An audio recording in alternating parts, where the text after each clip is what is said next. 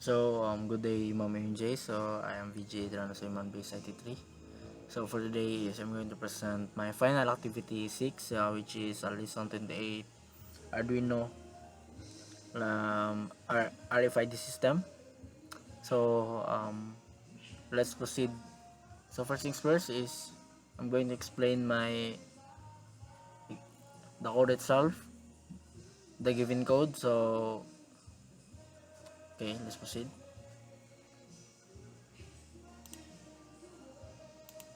So, here's the given code.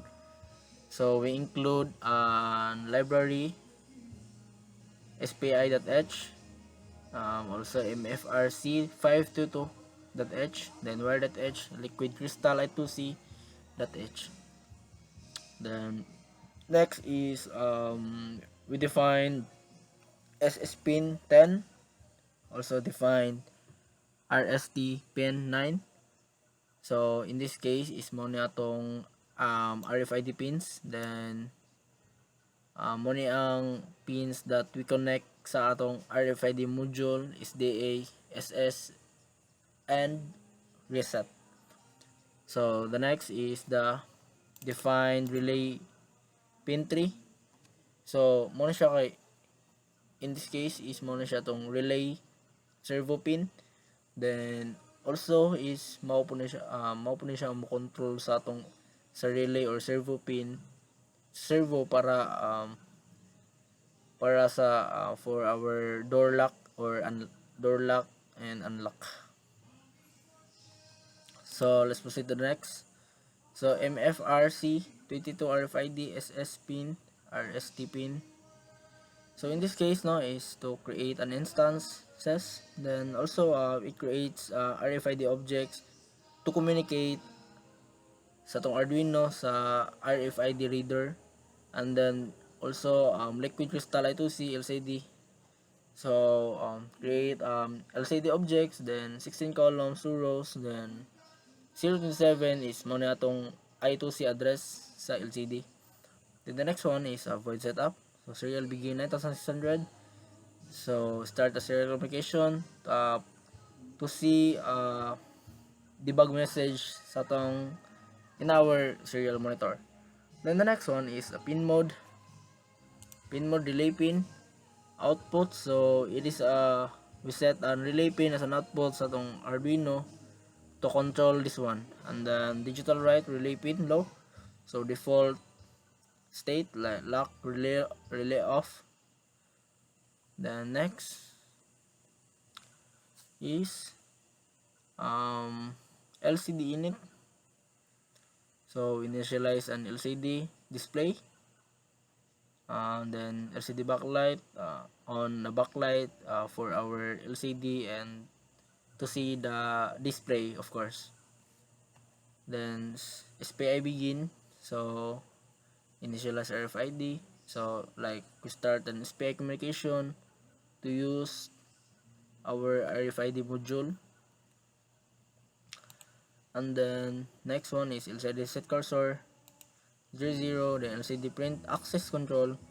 So in this case is to display the first row sa title sa system, then LCD set cursor 01, then LCD scan your tag. So muna siya ang message nga naghulat ang system sa RFID card tag.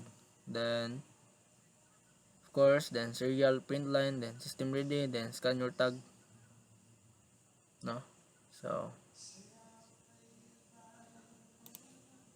then the continuous, no? So of course you have a void loop.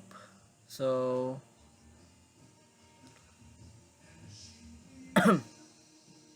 sa atong void loop is nag-represent siya if RFID is PICC, then is new card present return, then if RFID PICC red card serial return. So in this case is to look for new cards, then check niya ang RFID card if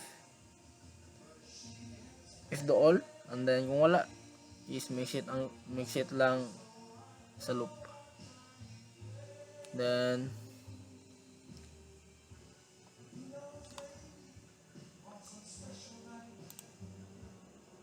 So ano kay if check niya ang RFID if dool sa reader, then kung wala exit lang sa loop, then RFID this one is basa to read a serial number with sa atong RFID card. And then next is this one is to check against your specific tag ID. And then this one is to if magmatch ba ang vid sa authorized tag, and then ipakita sa LCD nga nag-authorize ang user. Then this one is activate a relay para mag-unlock ang door, and then delay 3000 is to magstay open, lock 40 seconds, then ilock ang balik ang door, and then LCD clear. So on and so forth. Then next is the else nato is LCD clear din. Then na siya access denied. So muna siya message nga dili allowed ang card. So delete 2000, then LCD clear. Then next is LCD set cursor, then reset ang screen message, then LCD print access control, then LCD print LCD set cursor 01, then LCD print scan your tag, so ibalik ang display sa waiting state. And then RFID PICC muna siya ang case is halt reading, then i-stop ang communication sa current RFID card, then stop encryption sa atong RFID communication. And that's all, and let's proceed to the output, no? So yeah, so so this is the output of my Arduino in RFID system. So if I scan it, so it goes on, it prints a welcome VJ, and so it prints, then again access control, then scan your tag. So if I try another one, so this one is for then print access denied, and then again I print again and welcome VJ, and that's all.